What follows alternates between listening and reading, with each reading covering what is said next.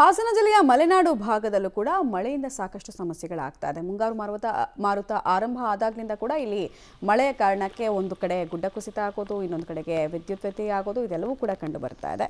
ಸಕಲೇಶಪುರ ತಾಲೂಕಿನ ಬಿಸಿಲೆ ಘಾಟ್ನ ಹಲವು ಕಡೆ ಮರಗಳು ಧರಾಶಾಹಿಯಾಗಿದೆ. ಭಾರೀ ಮಳೆಗೆ ವಿದ್ಯುತ್ ಲೈನ್ ಮೇಲಿನೇ ಮರಗಳು ಮುರಿದು ಬಿದ್ದಿದೆ. ಹೀಗಾಗಿ 8 ದಿನಗಳಿಂದ ಕರೆಂಟ್ ಇಲ್ಲದೆ ಸುತ್ತಮುತ್ತಲ ಗ್ರಾಮಸ್ಥರು ಪರದಾಡ್ತಾ ಇದ್ದಾರೆ. ಬಿಸಿಲೆ ಸುಬ್ರಹ್ಮಣ್ಯ ಮಾರ್ಗ ರಾಜ್ಯ ಹೆದ್ದಾರಿಯಲ್ಲಿ ವಾಹನ ಸವಾರರಿಗೆ ಸಂಕಷ್ಟ ಎದುರಾಗಿದೆ. ಆತಂಕದ ನಡುವೆನೇ ವಾಹನ ಸಂಚರಿಸುವ ಪರಿಸ್ಥಿತಿ ನಿರ್ಮಾಣ ಆಗಿದೆ. ಹಾಸನ ಜಿಲ್ಲೆಯಲ್ಲಿ ಕಳೆದ 5 ದಿನಗಳಿಂದ ಧಾರಾಕಾರವಾಗಿ ಮಳೆ, ಅದರಲ್ಲೂ ಮಲೆನಾಡು ಭಾಗದಲ್ಲಂತೂ ಎಡಬಿಡದ ಸುರಿತಾ ಇರತಕ್ಕಂತಹ ಮಳೆಯಿಂದಾಗಿ ವಿದ್ಯುತ್ ಕಂಬಗಳು ಧರೆಗುಳಿದೆ, ಮರಗಳು ವಿದ್ಯುತ್ ತಂತಿ ಮೇಲೆ ಬಿದ್ದು ಹಲವು ಗ್ರಾಮಗಳಲ್ಲಿ ವಿದ್ಯುತ್ ಸಂಪರ್ಕವೇ ಕಡಿತಗೊಂಡಿದೆ. ಈಗ ನಾವು ಇರ್ತಕ್ಕಂತಹ ಜಾಗ ಬಿಸ್ಲೆ ಗ್ರಾಮ. ಇದು ಹಾಸನದ ಬಾರ್ಡ್ರಲ್ಲಿ ಬರ್ತದೆ. ಸಕಲೇಶಪುರ ತಾಲೂಕಿನ ಬಿಸ್ಲೆ ಅಂತ ಗ್ರಾಮ ಇದು. ಇಲ್ಲಿ ಕಳೆದ 1 ವಾರಗಳಿಂದ ವಿದ್ಯುತ್ ಸಂಪರ್ಕ ಸಂಪೂರ್ಣವಾಗಿ ಕಡಿತಗೊಂಡಿದೆ. ಯಾಕೆಂದರೆ ಈ ಭಾಗದಲ್ಲಿ ಹೆಚ್ಚಿನ ಪ್ರಮಾಣದಲ್ಲಿ ಮಳೆ ಆಗ್ತದೆ. ಅಲ್ಲದೆ ಬಿರುಗಾಳಿ ಸಹಿತ ಮಳೆ ಸುರಿತಾ ಇರೋದ್ರಿಂದ ವಿದ್ಯುತ್ ತಂತಿ ಮೇಲೆ ಮರ ಬಿದ್ದು ಸಂಪೂರ್ಣವಾಗಿ ವಿದ್ಯುತ್ ತಂತಿ ಕಟ್ಟಾಗಿದೆ. ಹಾಗಾಗಿ ಕಳೆದ 1 ವಾರದಿಂದ ಇಲ್ಲಿ ವಿದ್ಯುತ್ ಇಲ್ಲದೆ ಗ್ರಾಮಸ್ಥರು ಪರದಾಡ್ತಾ ಇರ್ತಕ್ಕಂಥ. ಇದಲ್ಲದೆ ಇದ್ರ ಪಕ್ಕದಲ್ಲಿ ಬಿಸಿಲು ಮನೆ ಇರ್ಬೋದು, ಹಡ್ಲುಗದ್ದೆ ಇರ್ಬೋದು, ಹೊನ್ನಾಟ್ಲು ಇರ್ಬೋದು, ಮ್ಯಾಗಡಿಹಳ್ಳಿ ಹಲವು ಗ್ರಾಮಗಳಲ್ಲಿ ಈಗ ವಿದ್ಯುತ್ ಸಂಪರ್ಕವಿಲ್ಲ. ಅವರೆಲ್ಲರೂ ಸಹ ತೀವ್ರ ಸಂಕಷ್ಟದ ಪರಿಸ್ಥಿತಿಯನ್ನು ಎದುರಿಸ್ತಾ ಇದ್ದಾರೆ. ಯಾಕೆಂದರೆ ಈಗ ಸದ್ಯಕ್ಕೆ ಅದನ್ನು ದುರಸ್ತಿ ಮಾಡಲಿಕ್ಕೂ ಆಗಲ್ಲ. ಯಾಕೆಂದರೆ ಮಳೆ ನಿರಂತರವಾಗಿ ಬರ್ತಾ ಇದೆ. ವಿದ್ಯುತ್ ತಂತಿಗಳು ತುಂಡು ತುಂಡಾಗಿ ಹೋಗಿದೆ. ಅಲ್ಲದೆ ವಿದ್ಯುತ್ ಕಂಬಗಳು ಸಹ ಧರಾಶಾಹಿಯಾಗಿದೆ.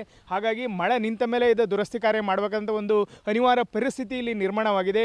ಮೊಬೈಲ್ ಚಾರ್ಜ್ ಹಾಕೋಬೇಕು, ಅದಕ್ಕೂ ಕರೆಂಟ್ ಇಲ್ಲ. ಕುಡಿಯುವ ನೀರು ಪೂರೈಕೆಗೆ ಮೋಟ್ರುಗಳನ್ನು ಆನ್ ಮಾಡಬೇಕು, ಅದಕ್ಕೂ ಸಹ ಕರೆಂಟ್ ಇಲ್ಲ. ಹಾಗಾಗಿ ಏನು ಇಲ್ಲಿರ್ತಕ್ಕಂತಹ ನಿವಾಸಿಗಳಿದ್ದಾರೆ ಸಾಕಷ್ಟು ತೊಂದರೆಯನ್ನು ಅನುಭವಿಸ್ತಾ ಇದ್ದಾರೆ. ಆ ಪ್ರಮಾಣದಲ್ಲಿ ಈ ಬಾರಿ ಮೇ ಅಂತ್ಯದಲ್ಲಿ ಸುರಿತಾ ಇರ್ತಕ್ಕಂಥ ಮಳೆ ಸಮಸ್ಯೆಯನ್ನು ತಂದೊಡ್ಡಿದೆ. ಏನು ಕಳೆದ 5 ದಿನಗಳಿಂದ ಸುರಿತಾ ಇರ್ತಕ್ಕಂಥ ಮಳೆಯಿಂದಾಗಿ ಸಾಕಷ್ಟು ಹಾನಿ ಸಂಭವಿಸಿದೆ. ಈಗ ಬಿಸ್ಲೆ ಗ್ರಾಮದ ಮಹಿಳೆಯೊಬ್ಬರು ನಮ್ಮ ಜೊತೆ ಇದ್ದಾರೆ. ಅವ್ರನ್ನ ಮಾತಾಡ್ಸೋಣ. ಇಲ್ಲಿ ಏನೆಲ್ಲ ಸಮಸ್ಯೆ ಆಗಿದೆ ಅಂತ ಹೇಳಿ ಅವ್ರನ್ನ ಕೇಳಲ್ಲ. ಅಮ್ಮ ಹೇಳಿ, ಎಷ್ಟು ದಿನದಿಂದ ಮಳೆ ಆಗ್ತಿದೆ, ಏನೆಲ್ಲ ಸಮಸ್ಯೆ ಆಗಿದೆ? ಹೆಚ್ಚು ಅಂದರೆ ಒಂದು 10-15 ದಿವಸ ಆಯಿತು. ನಮಗೆ ತುಂಬ ಮಳೆ ಆಗಿದೆ. ಇಲ್ಲಿ ಮಳೆಯಿಂದ ರೋಡ್, ಗೆರೆ, ಕರೆಂಟು ವೈರು ಅದನ್ನೆಲ್ಲ ಸುಮ್ಮನೆ ವೇಸ್ಟ್ ಆಗ್ತೈತೆ. ಕರೆಂಟ್ನವರು ತುಂಬ ಪ್ರಯತ್ನಪಟ್ಟು ಬಂದು ನೋಡಿ ಹೋಗ್ತವ್ರೆ, ಮಾಡಿಕೊಡ್ತೀವಿ ಅಂತ ಹೇಳಿದ್ದಾರೆ. ಟ್ರಾನ್ಸ್ಫರ್ ಕಂಬ ಒಂದು ಇವತ್ತು ನಾಳೆ ಅಂತ ಬೀಳೋಕ್ಕಾಗಿದೆ. ಆ ಟ್ರಾನ್ಸ್ಫರನ್ನು ಬೇರೆದು ಹಾಕ್ತೀವಿ ಅಂತ ಹೇಳ್ಕೊಂಡು ಹೋಗಿದ್ದಾರೆ. ಯಾವಾಗ ಬರ್ತಾರೆ ಗೊತ್ತಿಲ್ಲ. ಆದಷ್ಟು ಬೇಗ ಮಾಡಿಕೊಡಿ ಅಂತ ನಾವು ಕೇಳ್ತಾ ಇದ್ದೀವಿ. ಇದೆಲ್ಲ ಸರ್ಕಾರಕ್ಕೆ ಸೇರಿದ್ದು, ನಾವು ಏನೂ ಮಾಡೋಂಗಿಲ್ಲ. ಆದಷ್ಟು ಪ್ರಯತ್ನಪಟ್ಟು ಬಂದು ಮಾಡಿಕೊಟ್ರೆ ನಮಗೆ ಇಲ್ಲಿ ವಾಸವಾಗಿರೋಕ್ಕೆ ಒಳ್ಳೆಯದು. ಇಲ್ಲ ಅಂದರೆ ತುಂಬ ಕಷ್ಟವಾಗುತ್ತೆ.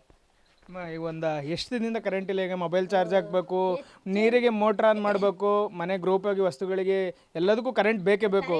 ಹೆಚ್ಚು ಅಂದರೆ ಒಂದು 7-8 ದಿವಸ ಆಯಿತು. ಅದಕ್ಕಿಂತ ಮೊದಲು ಕರೆಂಟ್ ಚೆನ್ನಾಗಿತ್ತು ನಮ್ಮೂರಲ್ಲಿ. ಇವಾಗ ಮರ ಬೀಳಾಗಿ ಕರೆಂಟ್ ಹೋಗಿದೆ. ಹೇಳಬೇಕು ಅಂದರೆ ಎಲ್ಲ ಸೌಲಭ್ಯಕ್ಕೂ ಇಲ್ಲಿ ಕಷ್ಟನೇ. ಕರೆಂಟು ಅಂತೇನು ಎಲ್ಲದಕ್ಕೂ ಕಷ್ಟನೇ. ಮಳೆ ಗಾಳಿ ಜಾಸ್ತಿ, ಮಳೆನೂ ಜಾಸ್ತಿ, ಇಲ್ಲಿ ತುಂಬ ಕಷ್ಟ ಆಗುತ್ತೆ.